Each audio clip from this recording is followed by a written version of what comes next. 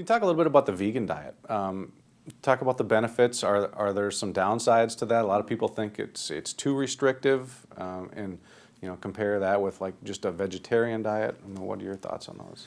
Sure. So the only diet ever proven to reverse heart disease, our #1 killer, in the majority of patients is a rather strict plant-based diet, what would be called a vegan diet.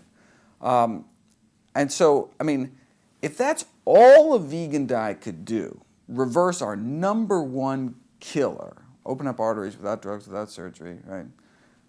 Then, I mean, shouldn't that be kind of the default diet until proven otherwise, right? And the fact that it also can reverse diabetes and hypertension, other leading killers, seems to make the case kind of overwhelming. Of course, it only works if you actually do it and you're able to maintain it. And that's getting actually easier. I mean, it used to be, I mean, at least from a convenience standpoint. Now, there's lots of restaurants now. You go to the local public library, it's not just like, shelves of cookbooks, but shelves of vegetarian cookbooks. I mean, so it's really permeating the culture. There's restaurant options. Burger King has a veggie burger. These kind, that's the healthiest. But I mean, but there's been a response from the culture such that it makes it more easy, convenient, Whole Foods, etc., to eat this kind of way. And so, if you look at the longest-lived, formerly studied population in the world. It's not the Okinawa Japanese, it's the California vegetarian Adventists, actually, that live the longest. So, I mean, I think a very strong case can be made for eating plant-based diet, but it's not all or nothing. It's not black and white.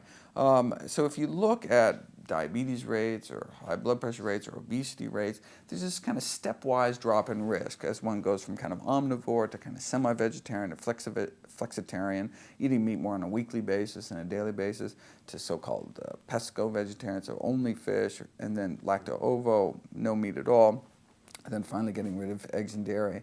There seems to be kind of stepwise drop in risk, whether we're talking about cataracts or any of these chronic diseases, such that you can accrue significant benefits, kind of any step we make in that direction along that spectrum. So even, there's this Meatless Mondays campaign, launched by Johns Hopkins School of Public Health. And the reason they did this is because even just dropping saturated fat intake 15%, like one day a week, would have significant, at least population scale effects. And look, if we can drop disease rates a few percent, I mean, that could save thousands of lives. So from a public health scale, it makes a lot of sense. And so, and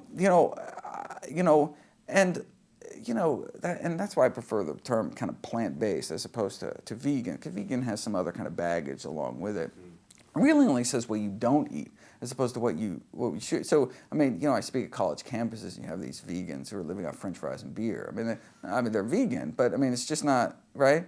Because they're doing it for like environmental reasons, for other reasons, and so they don't really care about that. And so they're like, hey, this is, I've got a vegan donut.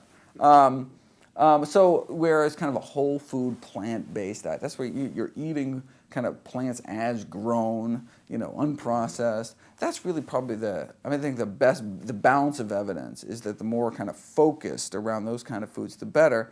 But look, it doesn't matter what you do on your birthday, or you could smoke a cigarette on your birthday. I mean, it's the day-to-day stuff that really adds up. And so you save the feasting holiday foods to the holidays, and on a day-to-day basis, I'll try to stuff as many whole plant foods into your mouth as possible.